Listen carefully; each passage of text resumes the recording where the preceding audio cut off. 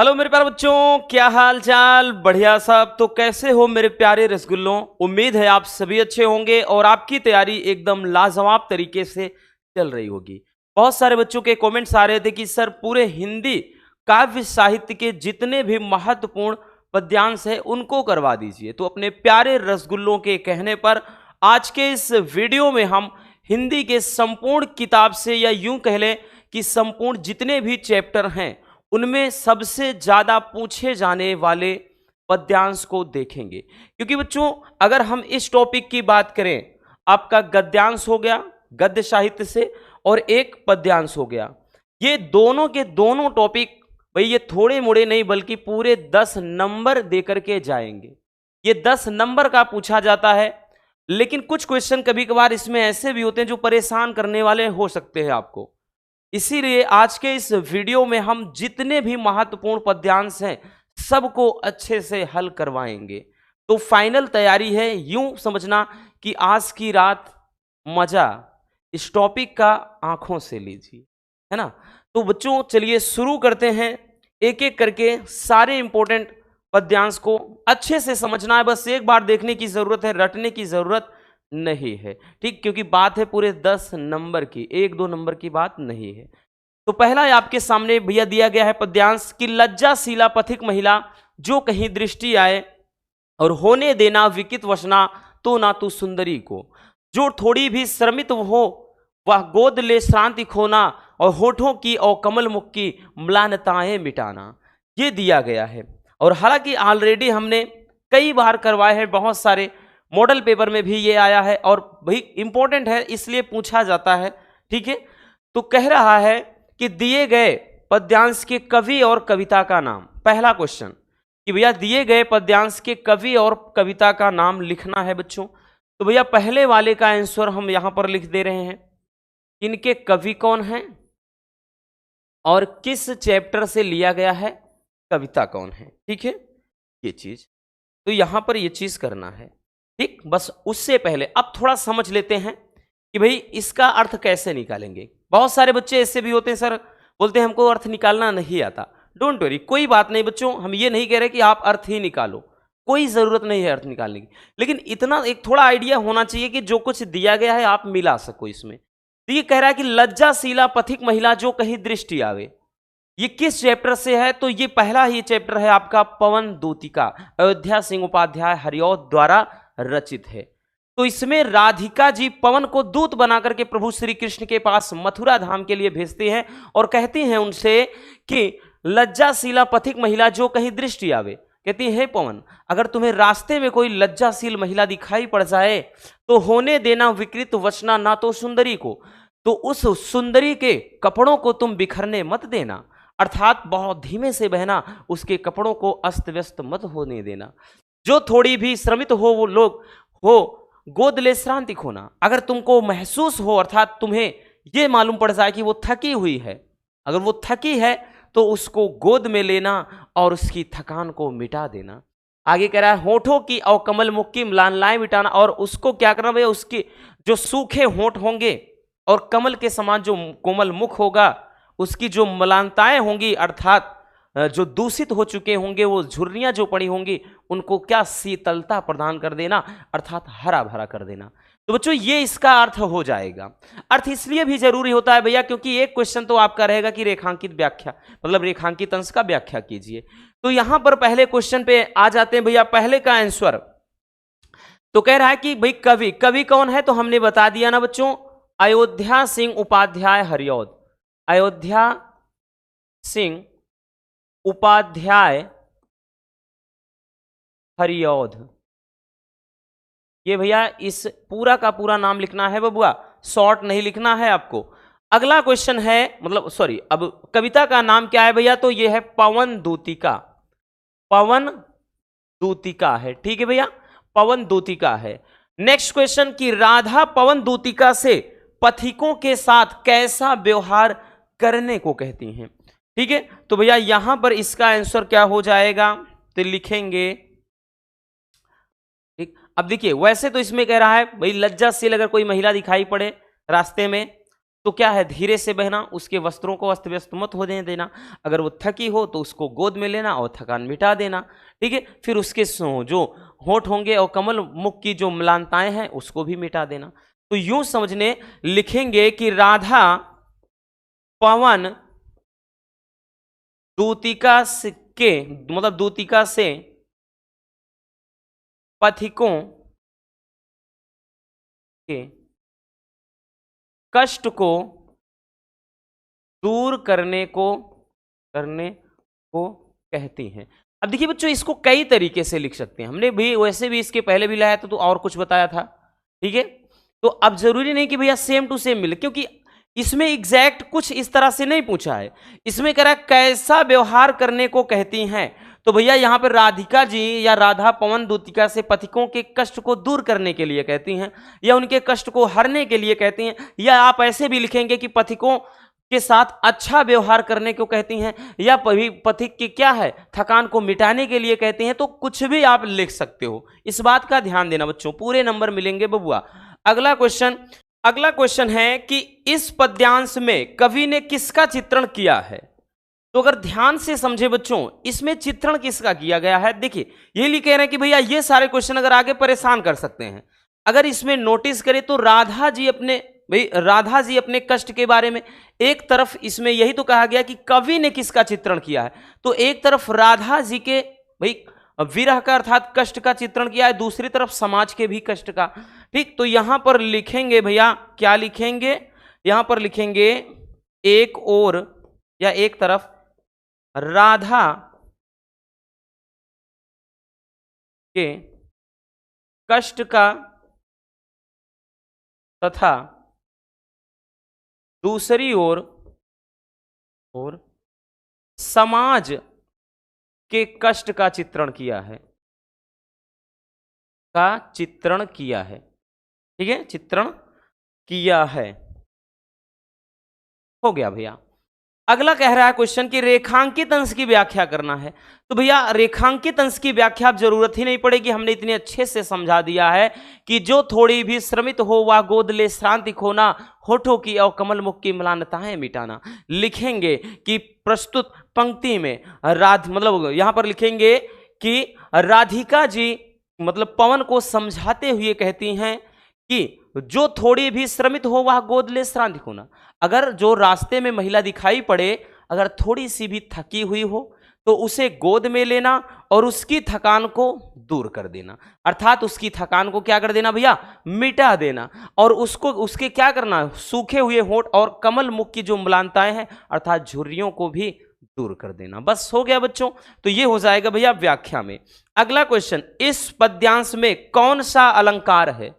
तो आपको यह बताना है बच्चों इसमें अलंकार कौन सा है। भैया देखिए कहा गया एक तो मानवीकरण अलंकार है, इस पूरे चैप्टर में ही मानवीकरण है, याद रखना। क्यों, क्योंकि बच्चों पवन जो है वो निर्जीव में आता है, लेकिन यहां पर एक उसे क्या है, एक जीवित प्राणी का रूप दे दिया गया है।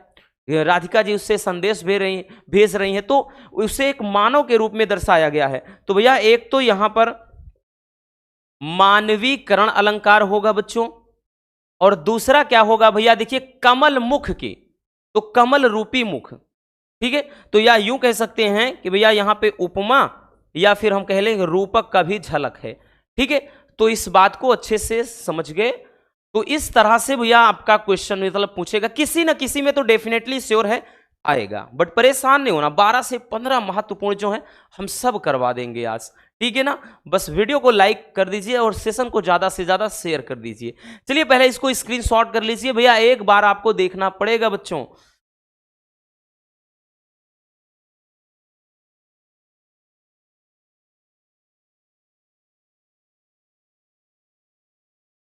हो गया भैया, चलिए आगे चलते हैं, नेक्स्ट देखते हैं। अगला दिया है कि मेरे प्यारे नौ जलद से कंज से नेत्र वाले, मेरे प्यारे नौ जलद से कंज से नेत्र वाले, जाके आए न मधुवन से और ना भेजा संदेशा, मैं रो रो के प्रिय विरह से बावली हो रही हूं, जाके मेरी सब दुख कथा श्याम को तू सुना दे।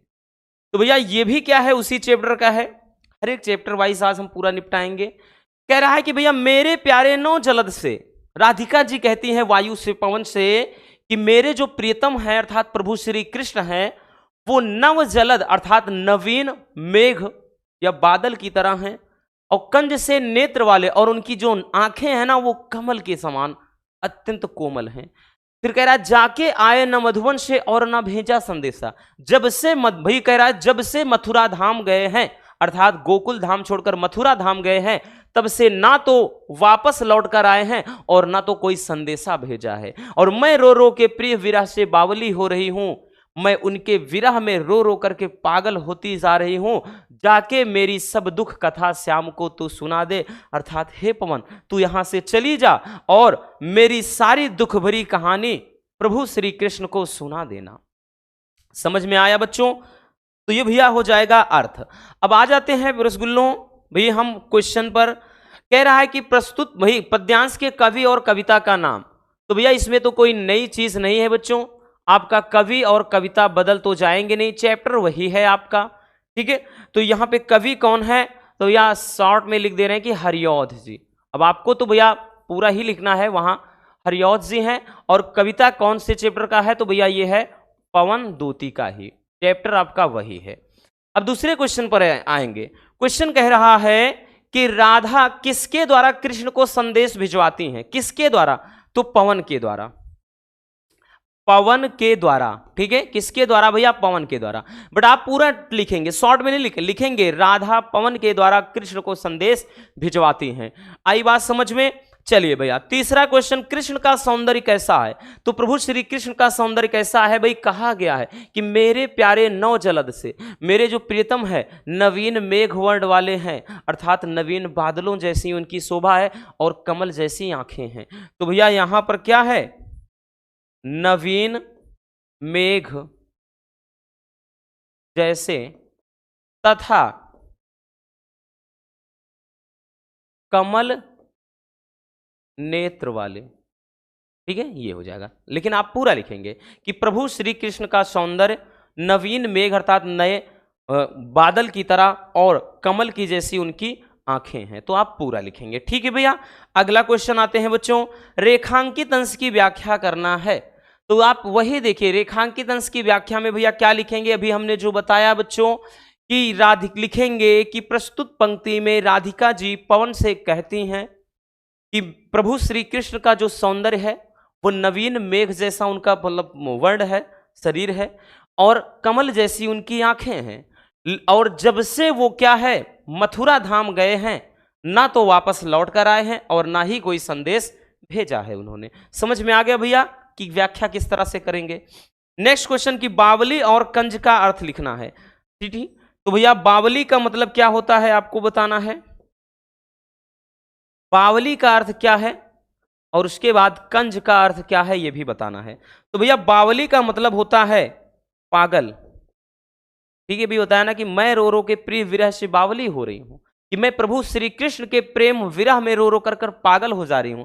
बावली का मतलब पागल, कंज का मतलब होता है भैया कमल, कंज का मतलब बच्चों कमल हो जाता है, ठीक है ना। तो इस तरीके से आप इसको बड़े सिंपल तरीके से लिख देंगे। आई बात समझ में? चलिए बच्चों आगे चलते हैं भैया, स्क्रीनशॉट का भी मौका दे रहे हैं, एक लास्ट टाइम पे एग्जाम के पहले आप एक बार सरसरी निगाह से देख लेना भैया, इसीलिए हम बोल रहे हैं कि जरूरी है।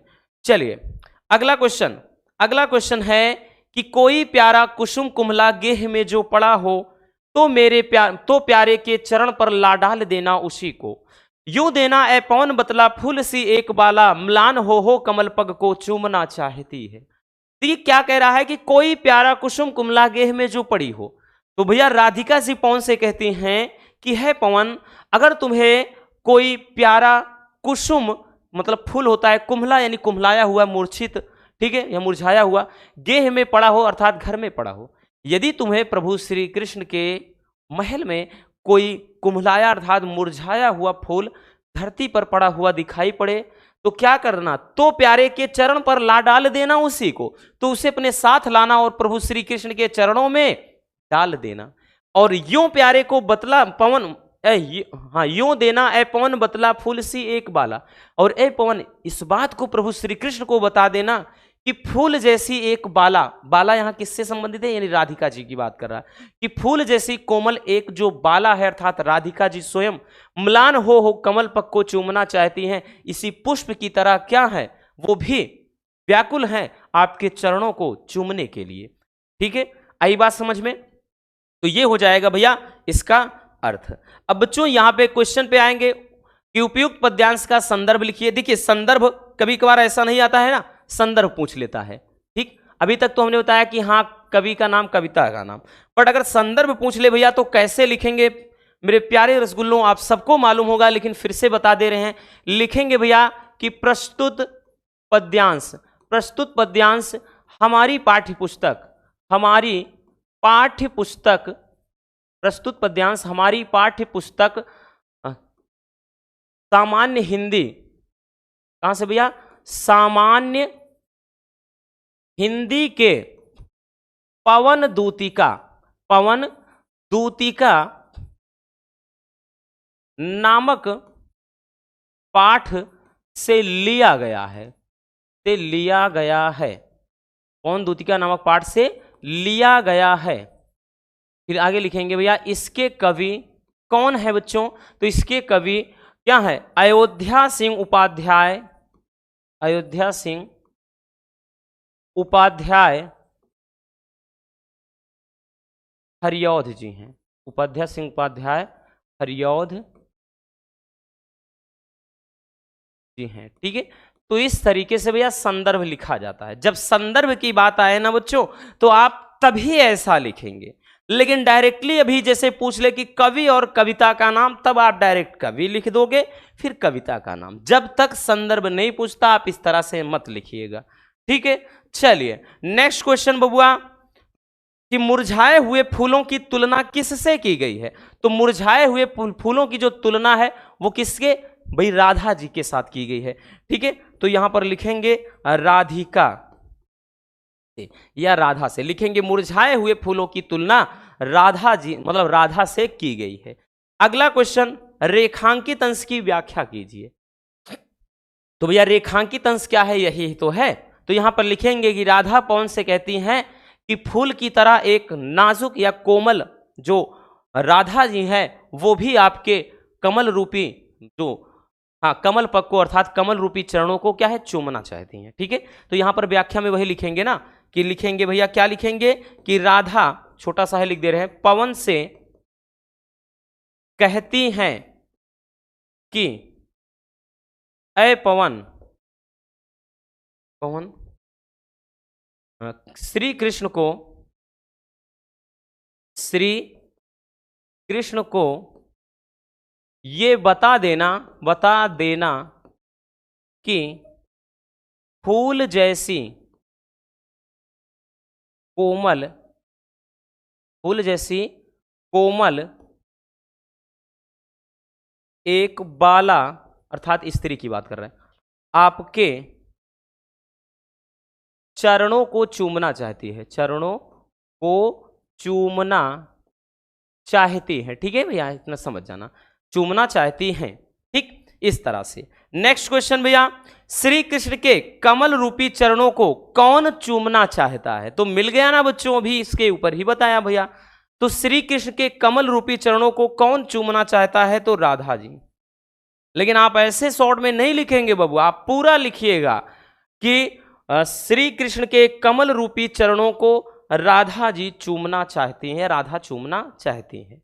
आगे लिखेंगे, अगला क्वेश्चन है कि राधा पवन दूतिका से मुरझाए हुए फूल को कहां डाल देने के लिए कहती हैं, तो भैया पवन दूतिका को मुरझाए हुए फूलों पर कहां डालने को कहते हैं, तो कहती है ना कि तो प्यारे के चरण पर ला डाल देना उसी को।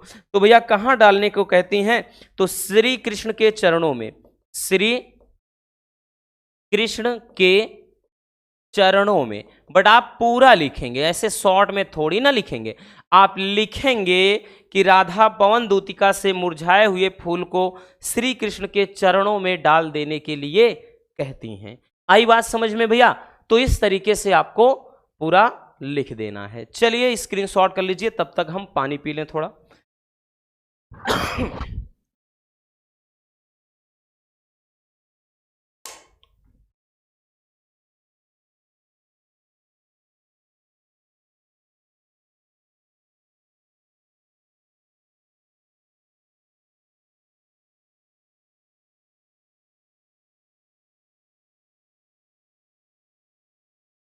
हो गया ना। चलिए आगे चलते हैं भैया, नेक्स्ट क्वेश्चन, अगले क्वेश्चन पर आ जाते हैं। अगला है आपका अगला पद्यांश कि बस मैंने इसका बाह्य मात्र ही देखा, दृढ़ हृदय ना देखा, मृदुल गात्र ही देखा, परमार्थ ना देखा, पूर्ण स्वार्थ ही साधा, इस कारण ही तो हाय आज यह बाधा। युग युग तक चलती रहे कठोर कहानी, रघुकुल में भी थी एक अभागिन रानी, निज जन्म जन्म सुने जीव यह मेरा, धिक्कार उसे था महास्वार्थ ने घेरा। ये भी बड़ा ही प्यारा सा और महत्वपूर्ण पद्यांश है। कह रहा है भैया, देखिए इसका थोड़ा अर्थ समझते हैं रसगुल्लों। तो ये किस चैप्टर से है? ये है भैया कैकेयी का अनुताप, जिसमें जब प्रभु श्री राम को वनवास हो जाता है तो यहां पर जब भरत अपने मां से ही बहुत ज्यादा रूठ जाता है, रोने लगता है, वो भी जिद करने लगता है कि मुझे राजपाट नहीं चाहिए, मैं सब कुछ छोड़ करके जा रहा हूं। तो यहां पर कैकेयी जी, मतलब जो कैकेयी होती हैं, वो खुद अपने आप को बहुत ज्यादा, मतलब अपने आप को ही दोषी फिर मान लेती हैं, पश्चाताप करने की कोशिश करती हैं और वो वन में जाती हैं प्रभु श्री राम को वापस लाने के लिए। तो वही का ये दृश्य होता है। तो सभा का आयोजन है, बातें हो रही हैं, तमाम लोग हैं, तो वहीं पर बातें हो रही हैं कि बस मैंने इसका बाह्य मात्र ही देखा। कैकेयी जी कह रही हैं कि मैंने तो बस इसका केवल बाहरी शरीर ही देखा, अर्थात मैंने केवल इसको बाहर से ही देखा। भरत की बात कर रही है।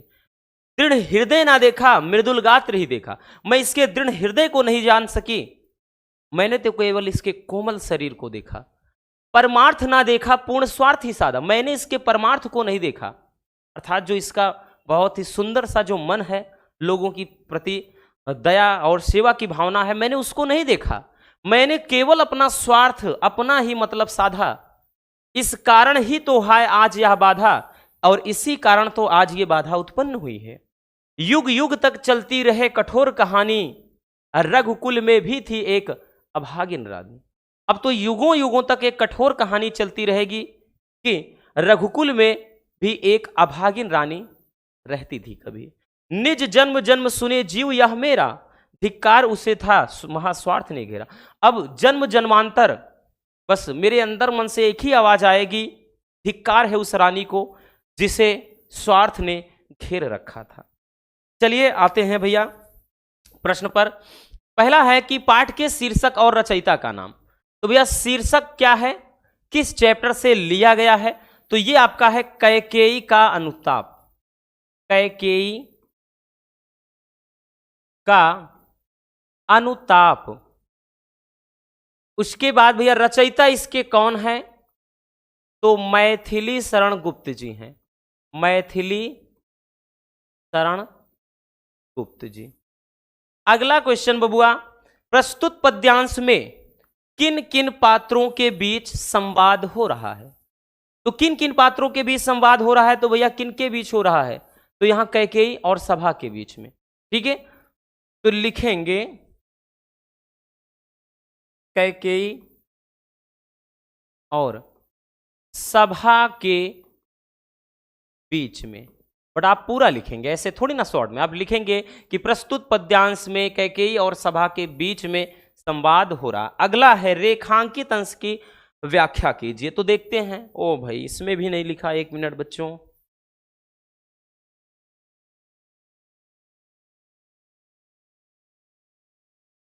हाँ पहली ही लाइन में है, पहली ही लाइन है भैया। तो यहां पर व्याख्या में यही लिखेंगे कि प्रस्तुत पंक्ति में यहां पर कवि कहता है कि कैकेयी पश्चाताप करते हुए कहती हैं, क्या कहती हैं? कि बस मैंने इसका बाह्य मात्र ही देखा, कि मैंने केवल भरत के बाहरी रूप को ही देखा, बाहरी रूप मतलब बाहरी जो रूप है वही देखा, और मैं इसके मतलब दृढ़ हृदय को नहीं देख सकी, मैंने तो केवल इसका कोमल शरीर ही देखा। बस हो गया बच्चों, अर्थ हो जाएगा भैया। अगला क्वेश्चन कि युग युग तक कौन सी कठोर कहानी चलती रहेगी? देखिए बड़ा प्यारा सा है। तो भैया कहा है ना कि युग युग तक चलती रहे कठोर कहानी, और रघुकुल में भी थी एक अभागिन रानी। तो भैया अब युगों युगों तक एक कठोर कहानी कौन सी चलती रहेगी? यहीं पर लिखेंगे कि रघुकुल में भी एक अभागिन रानी थी। तो आप यही पूरा अच्छे से लिखेंगे कि युगों युगों तक अब यही कठोर कहानी चलती रहेगी कि रघुकुल में भी एक अभागिन रानी थी। अगला क्वेश्चन भैया, अगला क्वेश्चन कह रहा है कि रानी कैकेयी को जन्म जन्मांतर क्या सुनना पड़ेगा।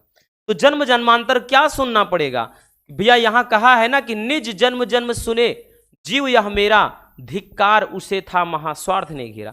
तो अब जन्म जन्मांतर उसको यही सुनना, उनको यही सुनना पड़ेगा कि भैया धिक्कार है उस रानी को जिसे स्वार्थ ने घेर रखा था, अर्थात जो स्वार्थ में अंधी हो गई थी। यहां लिखेंगे क्या सुनना पड़ेगा कि धिक्कार है उस रानी को, धिक्कार है उस रानी को जिसे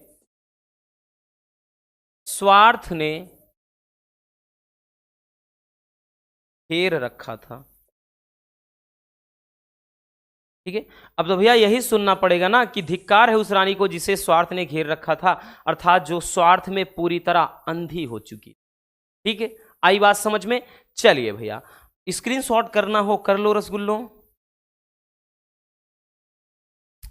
चलिए आगे चलते हैं। अगला पद्यांश है भैया आपका, अगला पद्यांश है कि दुर्बलता का ही चिन्ह विशेष शपथ है। सारे इंपॉर्टेंट है, सब एक से बढ़कर एक है, याद रखना कि दुर्बलता का ही चिन्ह विशेष शपथ है, पर अबला जन के लिए कौन सा पथ है। यदि मैं उकसाई गई भरत से हूं, तो पति समान ही स्वयं पुत्र भी खूं। ठहरो मत रोको मुझे कहूं सो सुन लो, करके पहाड़ सा पाप मौन रह जाऊं, और राई भर भी अनुताप न करने पाऊं। देखिए यहां पर कहा जा रहा है भैया कि दुर्बलता का ही चिन्ह विशेष शपथ है। कैकेयी जी अपने मतलब किए पर पछतावा है और पश्चाताप करते हुए कहती हैं कि दुर्बलता का ही चिन्ह विशेष शपथ है, कि भैया शपथ से ही किसी व्यक्ति की दुर्बलता का पता चलता है। अगर कोई आदमी कसम खा लेता है तो समझ लो वो बहुत ज्यादा दुर्बल है, यानी उससे ज्यादा फिर लाचार कोई दुनिया में है नहीं। तो वही कह रहे हैं कि भाई दुर्बलता से ही, मतलब शपथ से ही व्यक्ति की दुर्बलता का पता चलता है, पर अबला जन के लिए कौन सा पथ है। लेकिन अब मुझ अबला नारी के लिए, अर्थात मुझ असहाय नारी के पास इसके अलावा कोई दूसरा रास्ता भी तो नहीं है। यदि मैं उकसाई गई भरत से हूं, अगर आपको लगता है, राम से भी कहती हैं, सभा के को भी संबोधित करते हुए कहते हैं कि हे राम, अगर आपको मतलब तुमको लगता है कि मुझे भरत ने उकसाया है, अर्थात भरत के कहने पर मैंने तुमको वनवास दिया है, तो पति समान स्वयं ही पुत्र भी खोऊं। तो जिस तरह मैंने अपने पति को खो दिया था राजा दशरथ जी को, उसी तरह से मैं अपने पुत्र को भी खो दूं। आगे कह रहे ठहरो मत रोको मुझे कहूं सो सुन लो। अब सभा में कोई रोकता है उनको, तो वो कहती है ठहरो, रुक जाओ, आज मुझे कोई मत रोको, और मैं जो कुछ भी कह रहा हूं बस उसे सुन लो, और करके पहाड़ सा पाप मौन रह जाऊं। कि भैया करके पहाड़ सा पाप, कह रहे हैं कि एक तो मैंने पहाड़ जैसा पाप किया है, और उसके बदले में मैं भला मौन कैसे रह सकती हूँ, चुप कैसे रह सकती हूँ। राई भर भी अनुताप न करने पाऊं, क्या उसके बदले में मैं राई भर अर्थात रत्ती भर भी पश्चाताप न कर पाऊं, अर्थात इतना तो करूंगी। ये आपका हो जाएगा भैया पूरा का पूरा व्याख्या। अब चलिए चलते हैं प्रस्तुत पद्यांश के पाठ और कवि का नाम। तो भैया पाठ भी आपका वही है, ठीक है भैया, पाठ भी वही है आपका। पाठ आपका क्या है, कैकेयी का अनुताप ही है। और भैया आपका कवि भी वही है, दूसरे थोड़ी ना हो जाएंगे। कवि भी मैथिली शरण गुप्त जी ही हैं, मैथिली शरण गुप्त जी हैं। अब दूसरा क्वेश्चन क्या है कि दुर्बलता का चिन्ह क्या है, इसको कौन किससे कह रहा है। तो भैया दुर्बलता का चिन्ह क्या है भैया, तो यहां पे शपथ है। ये बात कौन किससे कह रहा है, और ये कैकेयी कह रही किससे, भाई सभा को भी लिख सकते हैं या राम को भी, सब। तो यहां पर भाई दुर्बलता का चिन्ह क्या है, शपथ है। ठीक, और बाकी दो क्वेश्चन है ना इसमें आगे, इसको कौन किससे कह रहा है, तो लिखेंगे कि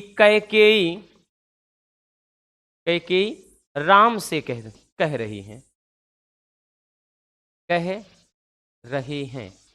ठीक है, यहां पर चलिए अगला क्वेश्चन, रेखांकित अंश की व्याख्या करिए। तो भैया व्याख्या तो समझा ही चुके हैं बच्चों। कि करके पहाड़ सा पाप मौन रह जाऊं, लिखेंगे कि प्रस्तुत पंक्ति में यहां पर लिखेंगे कैकेयी पश्चाताप करते हुए कहती हैं कि मैंने एक तो पहाड़ जैसा बहुत बड़ा पाप किया है, क्या मैं उसके बदले में जरा सा भी पश्चाताप ना करूं? बस हो गया भैया अर्थ। आगे अगला क्वेश्चन, ठहरो मत रोको मुझे कहूं सो सुन लो, यह कथन किसका किसके प्रति है? तो भैया यहां पर है किसका? कैकेयी का। कैकेयी का सभा के प्रति है। ठीक, हमने बताया ना सभा में कोई उनको रोकता है, वो कहते हैं ठहरो, रुक जाओ। ठीक, वही चीज आगे कह रहा। अगला क्वेश्चन, अबला और राई का अर्थ लिखना है भैया। अबला का मतलब क्या होता है और राई का मतलब क्या होता है, ये आपको लिखना है। अबला का मतलब होता है भैया असहाय, लाचार जिसको बोलते हैं, असहाय। राई का मतलब होता है रत्ती भर। ठीक है, रत्ती भर मतलब थोड़ा सा, सूक्ष्म जिसको बोलते हैं। ठीक है, आई बात समझ में? अब तो कर लोगे ना, और वैसे भी हमें पूरा यकीन है हमारे प्यारे रसगुल्ले अब तो फोड़ कर ही आएंगे। ठीक है, ये तो भैया अब एकदम से रट जाना चाहिए। चलिए स्क्रीनशॉट कर लेते हैं। अगला क्वेश्चन भैया, अगले क्वेश्चन पर आते हैं। अगला क्वेश्चन देखिए क्या है कि निरख सखी ये खंजन आए, फेरे उन मेरे रंजन ने, नयन इधर मन भाए, फैला उनके तन का आतप, मन से सर सरसाए, घूमे वे इस ओर वहां, यह हंस यहां उड़ छाए, करके ध्यान आज इस जन का निश्चय वे मुस्काए, फूल उठे हैं कमल अधर से यह बंदूक सुहाए, स्वागत स्वागत शरद भाग्य से मैंने दर्शन पाए, नभ ने मोती वारे लो ये अश्रु अर्ध भर लाए। देखिए ये भी बड़ा ही इंपॉर्टेंट है। ठीक है, देखिए क्या कह रहा है बच्चों, अर्थ थोड़ा बहुत आपको निकालना आना चाहिए, नहीं भी आता कब तब भी कोई बात नहीं, पूरे मिलेंगे, 10 नंबर मिलेंगे। इसलिए हम बोलते हैं कि ताकि आप इसमें मिला सको कि कौन सा भाई क्या क्वेश्चन कहाँ से मैच कर रहा है। कि निरख सखी ये खंजन आए, हे सखी, ये जो खंजन पक्षी है ना, ये इधर की तरफ ही आ रहे हैं। ठीक है, यहाँ पर कौन कह रहा है, तो ये भाई उर्मिला जी कह रही हैं। ठीक, जो प्रभु मतलब लक्ष्मण जी के लिए भाई रास्ता यूं समझना इंतजार कर रही हैं। तो कहती हे सखी देखो, आज ये खंजन पक्षी, यानी खंजन जो बहुत सुंदर पक्षी होता है, वो आज इधर आए हैं, फेरे उन मेरे रंजन ने, नयन इधर मन भाए, अर्थात आज जरूर लक्ष्मण जी ने इधर ही नजर फेरा होगा, तभी ये पक्षी यहां पर आए हैं। फैला उनके तन का आतप, मन से सर सरसाए, और उनके शरीर का जो तपन है वो आज फैल चुका है, और वो मन से क्या है मतलब मुस्कुराए होंगे, और घूमे वे इस ओर वहां या हंस यहां उड़ जाए, और आज वो जरूर इस तरफ भ्रमण किए होंगे, तभी ये हंस यहां उड़ करके आए हैं। और करके ध्यान आज इस जन का निश्चय वे मुस्काए, और आज जरूर मेरे प्रियतम ने मुझे याद किया होगा, और याद करके वे निश्चय ही मुस्कुराए होंगे, फूल उठे हैं कमल अधर से यह बंदूक सुहाए, जिसके कारण ये कमल के पुष्प जो हैं खिल उठे हैं, और भाई देखिए अधर से यह बंदूक सुहाए, और वो भी मुस्कुराए होंगे, तभी ये जो बंदूक अर्थात यहाँ बंदूक जो फूल होता है लाल रंग का होता है, वो जो प्रभु मतलब यहाँ पर लक्ष्मण जी के होठों से तुलना की गई है। ठीक, कि जो उनके होठ हैं वो लाल लाल हैं, तो इसी तरह से ये जो बंदूक पुष्प हैं वो भी खिल गए हैं। फिर आएगा स्वागत स्वागत शरद भाग्य से मैंने दर्शन पाया था, हे शरद ऋतु तुम्हारा स्वागत है, बड़े भाग्य से ही मैंने तुम्हारे दर्शन किए हैं। नभ ने मोती वारे लो ये अश्रु अर्ध भर लाए, और नभ जो नभ से भाई मोती अर्थात नभ भी के जो आकाश भी है वो क्या है, मोती टपका रहा अर्थात ओस बरसा रहा है। ठीक है, और ये अश्रु अर्ध भर लाए, और इससे भी आंखों में भी क्या है आंसू आ गए हैं, अर्थात ओस की तरफ टपक रहे हैं। तो बस ऐसा है। अब देखिए क्वेश्चन भाई इसमें है क्या, प्रस्तुत पद्यांश के शीर्षक तथा कवि का नाम लिखना है। तो भैया शीर्षक क्या है, इसका शीर्षक क्या है बच्चों, और कवि। तो भैया शीर्षक ये किस चैप्टर से है, अगर आपको याद हो जरा सा भी थोड़ा सा भी, तो भैया ये क्या है गीत से है। ठीक है, तो भाई लेखक कौन, मतलब कवि कौन है, तो ये भी मैथिली शरण गुप्त जी का ही है। ठीक, क्योंकि इनका भी जो गीत है उसी से लिया गया है, मैथिली शरण गुप्त जी का है। ठीक है, अब अगला क्वेश्चन देखते हैं कि हंस के उड़कर आने से वियोगिनी क्या आभास कर रही है। ठीक है, तो यहां पर हंस के उड़कर आने से वियोगिनी क्या आभास कर रही है, तो यहां पर लक्ष्मण जी के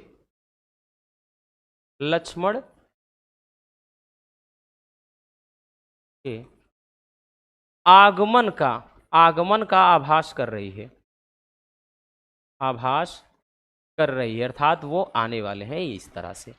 अगला क्वेश्चन, रेखांकित अंश की व्याख्या करिए। तो भैया हमने लिख दिया ना कि फैला उनके तन का आतप, मन से सर सरसाए, घूमे वे इस ओर वहां, या हंस यहां उड़ा। ठीक है, वो जरूर, अर्थात चारों तरफ उनके शरीर की तपन फैल चुकी है और वो मन से क्या है, हर्षित होंगे, और आज जरूर उन्होंने इधर की तरफ नजर फेरा होगा, अर्थात इधर भ्रमण किए होंगे, तभी ये हंस उड़ करके यहां आए। बस हो गया इसका अर्थ। अगला क्वेश्चन भैया कि फेरे उन मेरे रंजन ने में रंजन किसका संबोधन है, तो यहां पर जो रंजन है, ठीक, रंजन है लक्ष्मण जी का भैया संबोधन किया गया है। ठीक, अगला क्वेश्चन, बंदूक को अधर के समान क्यों कहा गया है। बंदूक ये पुष्प होता है भैया, तो बंदूक को अधर के समान क्यों बताया गया है, क्योंकि जो बंदूक है वो लाल रंग का होता है और जो लक्ष्मण हैं, लक्ष्मण के होंठ भी लाल लाल हैं। तो यहां पर लिखेंगे क्योंकि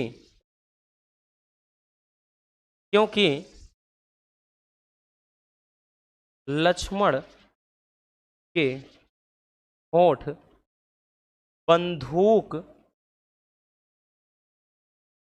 के पुष्प के समान लाल हैं। ठीक है भैया, लाल हैं। बस हो जाए बच्चों। इस तरीके से भैया हम बड़े ही सिंपल तरीके से मजे में इसका अर्थ निकाल लेंगे। चलिए स्क्रीनशॉट कर लीजिए।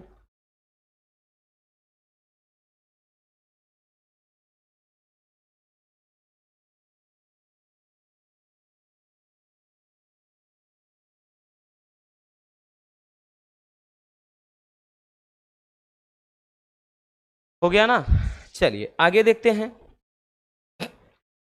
अगला क्वेश्चन है भैया, अगला पद्यांश आपका, अगला पद्यांश है कि नील परिधान बिच सुकुमार, खुल रहा मृदुल अधखुला अंग, खिला हो ज्यों बिजली का फूल, मेघ वन बीच गुलाबी रंग। ओहो वह मुख पश्चिम के व्योम, बीच जब घिरते हो घनश्याम, अरुण रवि मंडल उनको भेद, दिखाई देता हो छविधाम। देखिए भैया इसमें क्या कहा गया है कि नील परिधान बिच सुकुमार, खुल रहा मृदुल अधखुला अंग, कि नील परिधान बिच सुकुमार, कि नीले वस्त्रों के बीच में अत्यंत, सुकुमार का मतलब होता है कोमल, खुल रहा मृदुल अधखुला अंग। तो ये किस पाठ से है, याद आया कुछ, श्रद्धा और मनु, श्रद्धा मनु चैप्टर से है। यहां पर भैया श्रद्धा के सौंदर्य का वर्णन किया गया है, कवि ने श्रद्धा के सौंदर्य का चित्रण किया है कि नील परिधान भी सुकुमार, कि नीले वस्त्रों के बीच में जो श्रद्धा का कोमल अधखुला अंग होता है वो क्या अत्यंत क्या है, सुंदर प्रतीत होता है। और इस तरह मालूम पड़ता है कि खिला हो ज्यों बिजली का फूल, मेघवन बीच गुलाबी रंग, जैसे बादल रूपी बगीचे में बिजली का गुलाबी रंग का फूल खिला हो। यानी जो श्रद्धा का कोमल शरीर है नीले वस्त्रों के बीच में इस तरह प्रतीत होता है कि जैसे नीले जो बादल हैं, नीले बादल रूपी वन के बीच में गुलाबी रंग का बिजली का कोई फूल खिल गया हो। यानी यहाँ पे बिजली की तुलना कोमल शरीर से की गई है गुलाबी रंग के, और यहाँ बगीचे की तुलना जो है भाई मेघ, तो उनके जो वस्त्र हैं नीले वस्त्र उनसे किया गया है। ठीक, आगे कह रहा ओह वह मुख पश्चिम के वो, और उस श्रद्धा के जो मुख का सौंदर्य होता है कह रहा पश्चिम के व्योम बीच जब घिरते हो घनश्याम, तो वो उनके चेहरे में ऐसी लालिमा होती है कि जब पश्चिम दिशा में सूर्य घिरता है अर्थात छुपने लगता है, तो बादलों को भेद करके अरुण रवि चंद मतलब अरुण रवि मंडल उनको भेद, और जो सूर्य की चंचल किरणें उनको भेद करके जब निकलती हैं दिखाई देता हो छविधाम, और जैसा सुंदर नजारा दिखाई देता है वैसे ही सुंदर नजारा श्रद्धा के मुख का होता है। मतलब जैसे सूरज डूब रहा होता है शाम के वक्त में पश्चिम की दिशा में, तो भैया बादल को भेदते हुए किरणें चारों तरफ फैल जाती है, चारों तरफ लालिमा लाल लाल नजारा होता है। तो ऐसा ही नजारा कुछ श्रद्धा के मुख का होता है, ठीक है, यानी उनका मुख भी वैसे ही चमक रहा होता है। भैया आते हैं प्रश्नों पर। प्रस्तुत पद्यांश में पाठ और शीर्षक का नाम बच्चों, तो पहले वाले क्वेश्चन का आंसर यहां लिख रहे हैं, पाठ का नाम क्या है, और भैया शीर्षक मतलब पाठ, हाँ एक मिनट, तो शीर्षक वही तो है, ठीक। तो भैया यहां पर हम लिखेंगे पाठ और कवि का नाम, ठीक। देखिए अब यहां पाठ कौन सा है, श्रद्धा मनु, श्रद्धा मनु। कवि कौन है, जय शंकर प्रसाद जी, जय शंकर प्रसाद जी हैं, ठीक है। कौन है भैया, जय शंकर प्रसाद जी हैं। दूसरे प्रश्न पर आते हैं, कविता में किसके सौंदर्य का वर्णन किया गया है। तो आप तो अब आराम से बता सकते हैं ना भैया, किसके सौंदर्य का वर्णन किया गया है। तो मेरे प्यारे रसगुल्लों, किसके सौंदर्य का, श्रद्धा के सौंदर्य का वर्णन किया गया है। नेक्स्ट क्वेश्चन, बिजली के फूल से क्या तात्पर्य है। तो भैया यहां पर बिजली से फूल का तात्पर्य है श्रद्धा का कोमल गुलाबी अंग। भाई बिजली के फूल की तुलना श्रद्धा के कोमल गुलाबी अंग से की गई है, ठीक है। नेक्स्ट क्वेश्चन, रेखांकित अंश की व्याख्या करना। भैया इसी का मेघ वन बीच गुलाबी रंग, इसका व्याख्या करना है, ठीक है। तो यहां पे लिखेंगे, प्रस्तुत पंक्ति में लिखेंगे, कवि कहता है कि श्रद्धा का सौंदर्य इस तरह से है, अर्थात लिखेंगे कि श्रद्धा का गुलाबी रंग का कोमल शरीर नीले वस्त्र में ऐसा मालूम पड़ता है जैसे बादल रूपी बगीचे में बिजली का कोई गुलाबी फूल खिला हो। बस हो गया बच्चों। अगला क्वेश्चन भैया आपका जो पांचवा है कि परिधान और छविधाम का अर्थ लिखना है, ठीक है। तो भैया परिधान और छविधाम का अर्थ लिख देना है। परिधान का मतलब होता है भैया वस्त्र, और छविधाम का मतलब होता है सौंदर्य का घर,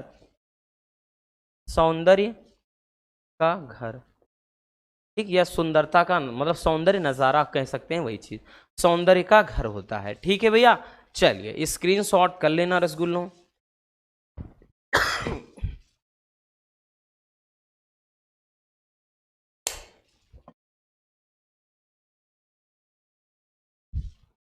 हो गया ना।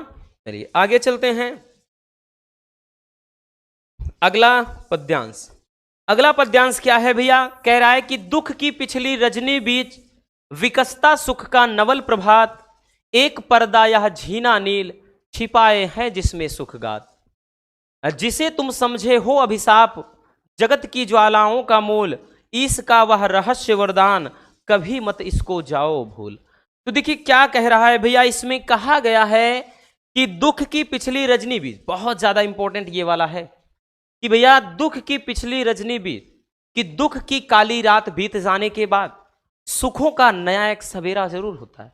वही तो ये दुख की पिछली रजनी बीत, यानी दुख की काली रात बीत जाने के बाद विकसता सुख का नवल प्रभात, यानी सुखों का एक नया सवेरा जरूर होता है। एक पर्दा यह झीना नील, अर्थात जिस तरह दिन और रात के बीच में एक पर्दा होता है, उसी तरह सुख और दुख के बीच में यह एक झीना अर्थात जिसको झन्नाहा बोलते हैं, एक महीन पर्दा है, छिपाए हैं जिसमें सुख गात, जिसके पीछे क्या है, सुखों का एक सवेरा छिपा हुआ है, ठीक है। गात होगा, गाते नहीं। आगे कह रहा है जिसे तुम समझे हो अभिशाप, कि हे मनु या हे पुरुष, श्रद्धा जी कह रही हैं, ठीक, मतलब श्रद्धा कह रही मनु से कि जिसे तुम क्या अभिशाप समझ रहे हो, जगत की ज्वालाओं का मूल, वही इस संसार की ज्वालाओं का मूल है, अर्थात कारण है। इसका वह रहस्य वरदान कभी मत जाओ इसको भूल, ये ईश्वर के द्वारा दिया गया एक रहस्यमयी वरदान है, इसे कभी मत भूलना, अर्थात इसे मनुष्य को कभी नहीं भूलना चाहिए। क्योंकि भैया सुख और दुख तो ये जीवन के पहलू हैं, ये तो हर एक इंसान के लाइफ में आएंगे, ठीक है। तो वही चीज कह रहा है। आते हैं प्रश्न पर, भाई उपयुक्त पद्यांश के कवि और कविता का नाम। तो कवि तो भैया जयशंकर प्रसाद जी हैं, जयशंकर प्रसाद जी ही हैं। कविता भैया आपका क्या है, श्रद्धा मनु है, ठीक है भाई। क्या चीज बच्चों, श्रद्धा मनु है। अब आगे आते भैया कि श्रद्धा किसके हताश मन को प्रेरणा दे रही है। तो श्रद्धा किसके हताश मन को भाई उत्प्रेरित कर रही है, उनको फिर से एक उनके अंदर एक जोश जुनून भरने का प्रयास कर रही हैं। तो मनु के, मनु के, ठीक है। आप पूरा लिखेंगे, ऐसे शॉर्ट में नहीं लिखेंगे। श्रद्धा मनु के हताश मन को प्रेरणा दे रही है। अगला क्वेश्चन भैया कि एक पर्दा या झीना नील, इस पंक्ति में कौन सा अलंकार है। एक पर्दा या झीना नील अर्थात ये एक झीने नील की तरह, एक पर्दा की तरह के जैसे कौन सा अलंकार होता है भैया, उपमा अलंकार, ठीक है। एक पर्दा या झीना नील, ठीक, इसमें उपमा अलंकार। नेक्स्ट क्वेश्चन पर रेखांकित अंश की व्याख्या करना है बबुआ। तो भैया ये जो अभी हमने बताया इसी का व्याख्या लिखेंगे प्रस्तुत पंक्ति में। कवि कहता है कि श्रद्धा हताश मनु के मन को समझाते हुए कहती हैं कि दुख की काली रात बीत जाने के बाद सुखों का एक नया सवेरा जरूर आता है, ठीक है।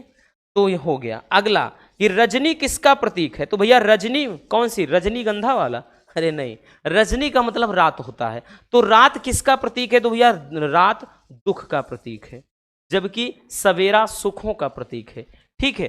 तो इस तरीके से भैया इसके अर्थ मतलब इसके उत्तर हो जाएंगे। आई बात समझ में। चलिए भैया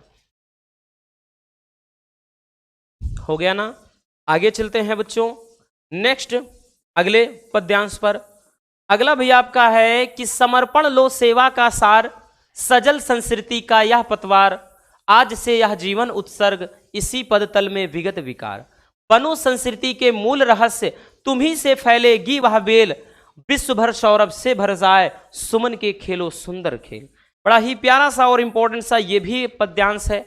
इसमें कह रहा समर्पण लो सेवा का सार। श्रद्धा मनुष्य कहती हैं कि हे मनुष्य, उस टाइम तो नाम शांति नहीं रहती है, ठीक है।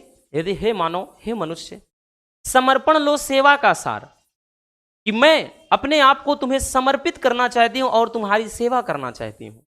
सजल संस्कृति का यह पतवार, और जो मेरा संग होगा और जो मेरा साथ होगा तुम्हारे साथ, इस तरह से होगा कि सजल संस्कृति का यह पतवार, कि हम क्या है इस संपूर्ण संसार को एक पतवार की तरह से आगे खेकर, जिस तरह से पतवार नाव को खेकर ले जाती है, उसी तरह सजल मतलब होता है जल से परिपूर्ण, सजल। और यहां पर भाई पूरा सागर, संसार रूपी सागर की बात कर रहा है। संस्कृति का मतलब होता है संसार।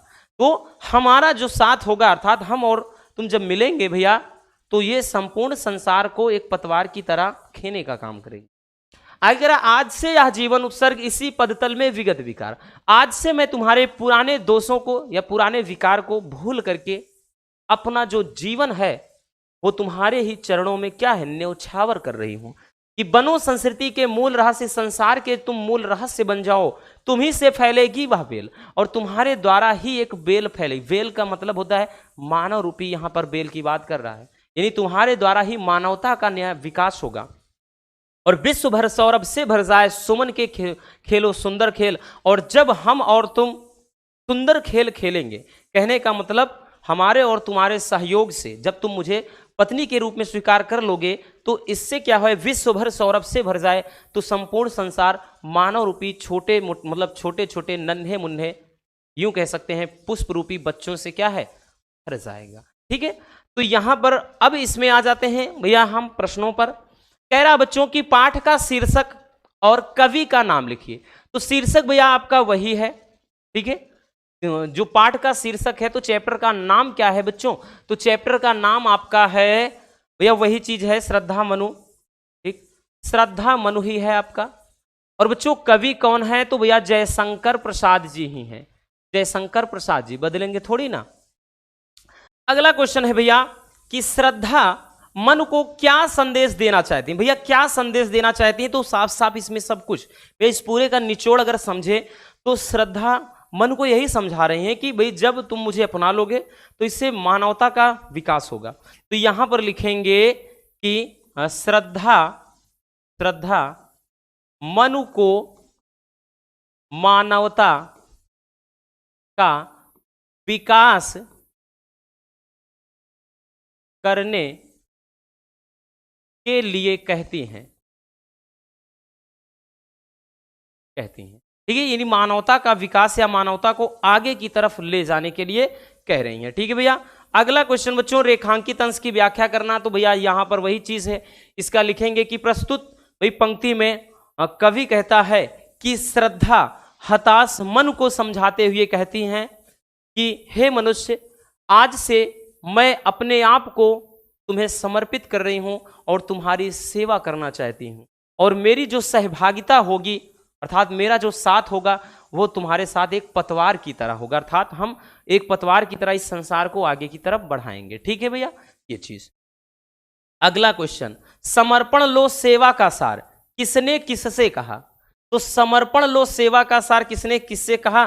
तो भैया श्रद्धा ने मनु से कहा, श्रद्धा ने मनु से कहा, श्रद्धा मनु से कह रही भैया, तो श्रद्धा ने मनु से कहा।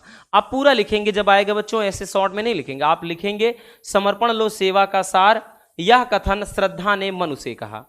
अगला क्वेश्चन, विश्व भर सौरभ से भर जाए का क्या तात्पर्य है? तो भैया इस वाले का आंसर यहां लिखे, तो विश्व भर सौरभ से भर जाए, इसका मतलब है कि यहां पर कि संपूर्ण संसार, संपूर्ण संसार मानव रूपी पुष्प से भर जाए। ठीक है, तो भैया यहां विश्व भर सौरभ से भर जाए के मतलब यह है कि जो संपूर्ण संसार है वो मानव रूपी पुष्प से या सुगंध से भर जाए। ठीक है, तो इस तरीके से भैया हम इन सब के उत्तर लिखेंगे। चलिए भैया स्क्रीनशॉट कर लीजिए, हो गया ना? आगे चलते हैं बच्चों। अगला क्वेश्चन, कौन हो तुम बसंत के दूत, विरह मतलब विरस होगा, विरस पतझड़ में अति सुकुमार, घन तिमिर में चपला की रेख, और तपन में शीतल मंद बयार।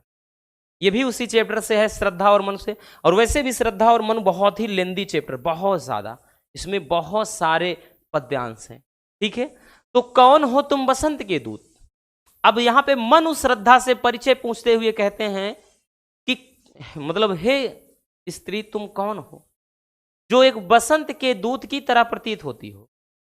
ठीक, अर्थात जिस तरह से बसंत ऋतु आता है तो वही कोयल उनके बसंत ऋतु के आने का संदेश देते हैं, तो वही कह रहा है कि जो तुम कौन हो जो बसंत के दूत की तरह प्रतीत होती हो, और विरस पतझड़ में अति सुकुमार, और इस पतझड़ में भी अत्यंत सुकुमार अर्थात सुंदर और कोमल दिखाई पड़ रही हो, घन तिमिर में चपला की रेख, और इस घनघोर अंधेरे में भी बिजली की तरह चमक रही हो, अर्थात बिजली की तरह क्या हो, ठीक मतलब क्या है तुम्हारा सौंदर्य है, और तपन में शीतल मंद बयार, और इस तपन में अर्थात गर्मी में भी एक शीतल मंद बयार अर्थात एक ठंडी ठंडी वायु की तरह प्रतीत हो रही हो, अर्थात तुम कौन हो।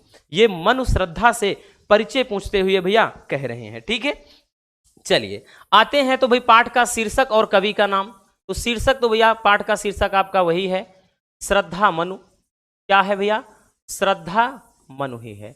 अब उसके बाद भैया कवि कौन है? तो जयशंकर प्रसाद जी ही हैं, जयशंकर प्रसाद जी ही हैं भैया। अब उसके बाद आते हैं, कह रहा है कि बसंत के दूत से किसकी ओर इशारा किया गया है। बसंत का दूत कौन है? कौन हो तुम बसंत के दूत? तो श्रद्धा से पूछ रहे हैं, तो भैया यहां पर श्रद्धा की तरफ, श्रद्धा की ओर तो लिखेंगे कि बसंत के दूत से किसकी ओर इशारा किया गया है? तो बसंत के दूत से श्रद्धा की ओर इशारा किया गया है। अगला है भैया रेखांकित व्याख्या, अंश की व्याख्या करना।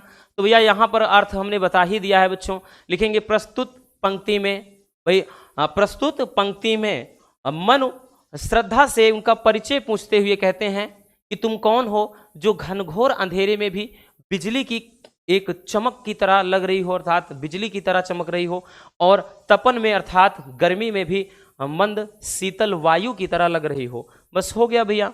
अगला क्वेश्चन, तपन में शीतल मंद बयार का क्या तात्पर्य है? भैया तपन में शीतल मंद बयार, इसका अर्थ पूछ रहा है का क्या तात्पर्य है। तो यहां पर लिखेंगे कि गर्मी में ठंडी वायु की तरह श्रद्धा प्रतीत होती है। अर्थात हम ये भी कह सकते हैं कि भैया देखिए क्या है कि तपन में शीतल मंद बयार का मतलब यही है ना, अभी हमने बताया कि परिचय पूछ रहे हैं कि तुम कौन हो।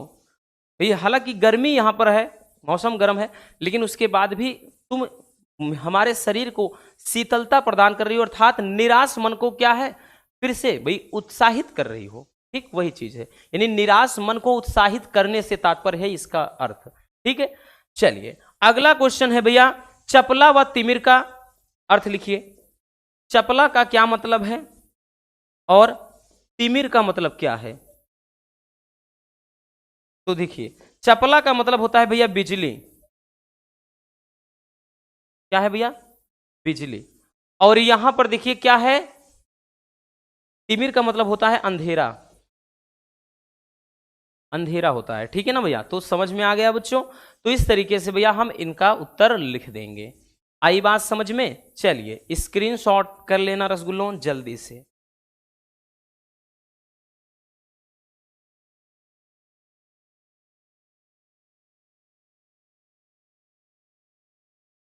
हो गया ना? चलिए आगे चलते हैं भैया। अगला क्वेश्चन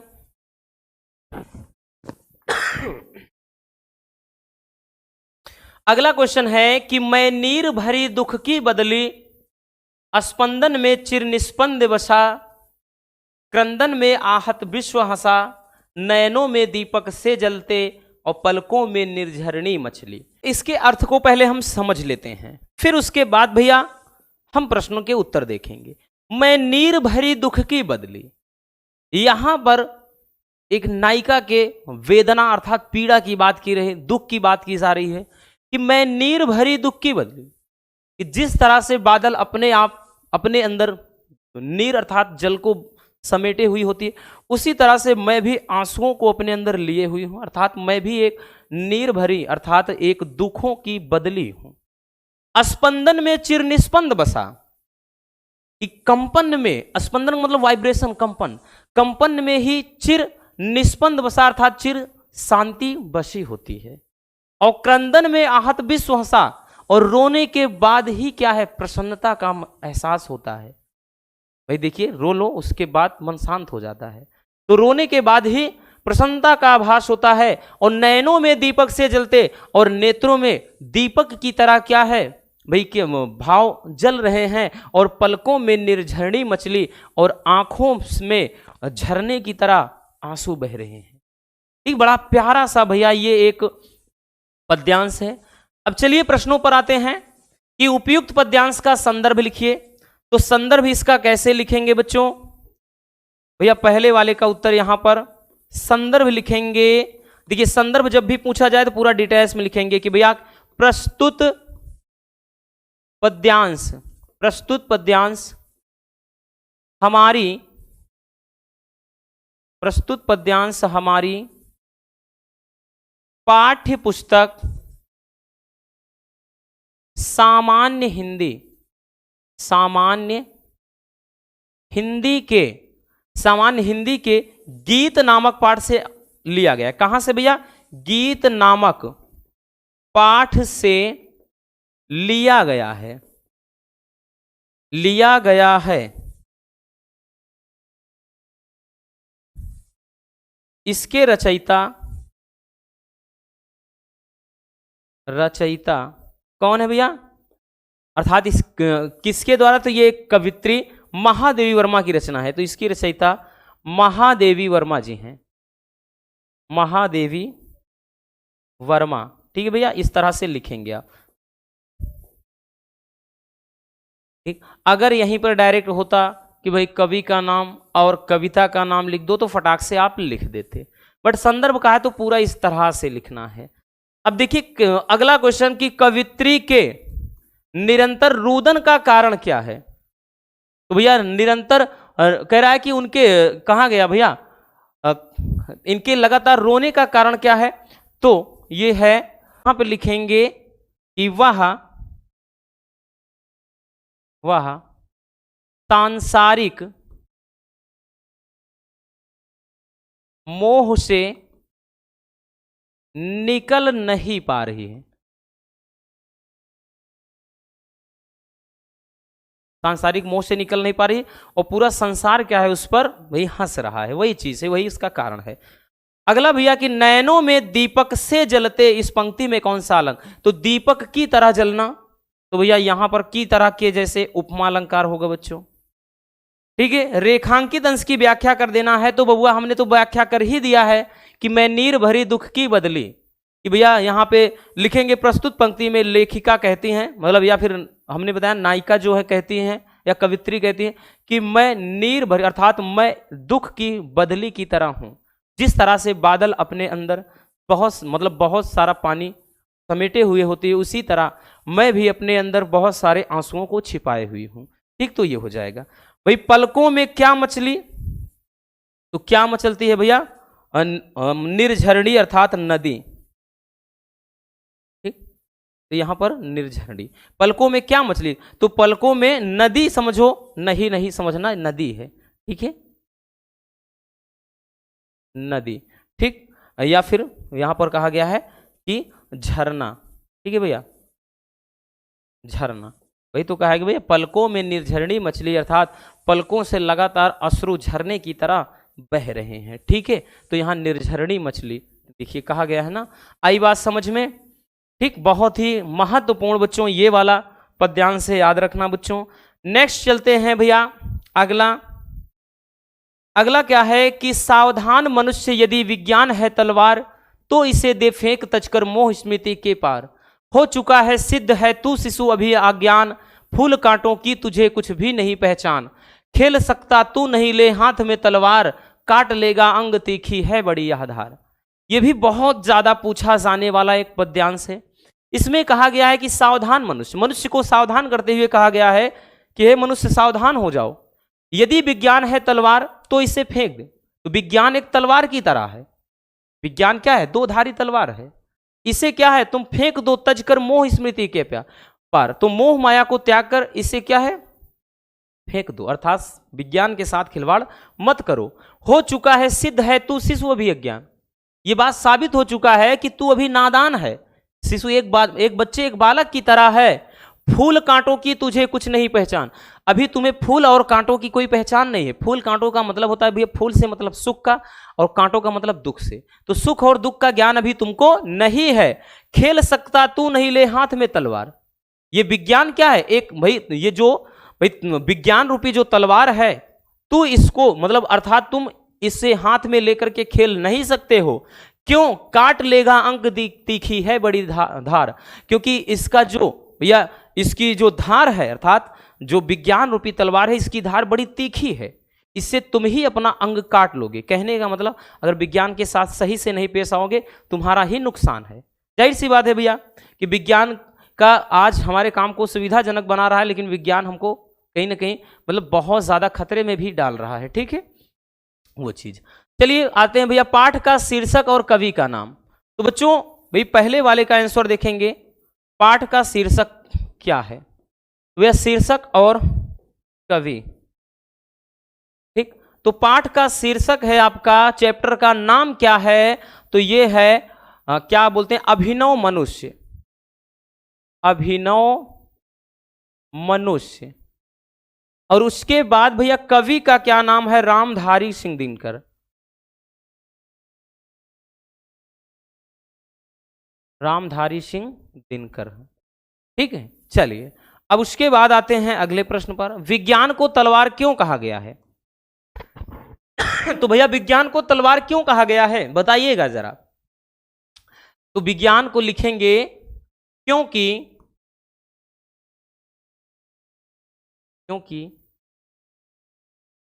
यह मनुष्य को नुकसान पहुंचा सकता है, इसलिए यह तलवार के रूप में है। ठीक है भैया। विज्ञान का प्रयोग करने में मनुष्य को शिशु के समान क्यों कहा गया है? तो भैया विज्ञान का प्रयोग करने में मनुष्य को शिशु के समान क्यों कहा गया है? देखिए कहा गया है, हो चुका है सिद्ध है तू शिशु अभी अज्ञान, फूल कांटों की तुझे कुछ भी नहीं पहचान। तो यहां पर क्या है भैया, वे लिखेंगे विज्ञान का प्रयोग करने में मनुष्य को शिशु के समान इसलिए कहा गया है क्योंकि मनुष्य नादान है, उसे फूल कांटों की पहचान नहीं है, कांटों की पहचान नहीं है। ठीक है भैया। अगला व्याख्या है, तो यही खेल सकता तू नहीं, ले हाथ में तलवार काट लेगा अंग तीखी है बड़ी यादगार। लिखेंगे प्रस्तुत पंक्ति में भैया कवि कहता है कि ये जो विज्ञान रूपी तलवार है, इसे मनुष्य को इसके साथ खिलवाड़ नहीं करना चाहिए, क्योंकि मनुष्य नादानी में अपने ही अंग को काट लेगा, क्योंकि विज्ञान की जो धार है वो बड़ी तेज है। अगला क्वेश्चन, किसकी धार बड़ी तीखी है? तो भैया विज्ञान रूपी तलवार की धार, विज्ञान रूपी तलवार की धार, विज्ञान रूपी तलवार की धार जो है ना भैया वो बहुत ज्यादा तीखी है।